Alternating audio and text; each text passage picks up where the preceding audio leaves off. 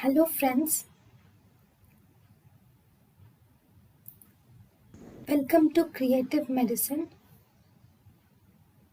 In this lecture, we will learn about Side effects of antihistaminics.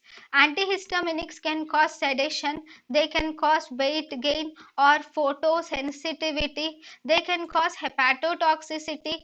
Hepatotoxicity is most commonly caused by terfenadine, can cause hepatotoxicity. Torsades de pointus is caused by terfenadine or estimazole. Terfenadine or estimazole can cause torsades de pointus also. So side effects are sedation, weight gain, photosensitivity, hepatotoxicity, especially by estimazole, and torsades de pointus. Torsades de pointus is by terfenadine and estimazole. So as a result, terfenadine and estimazole are banned due to prolonged QTC interval and also torsades de pointus.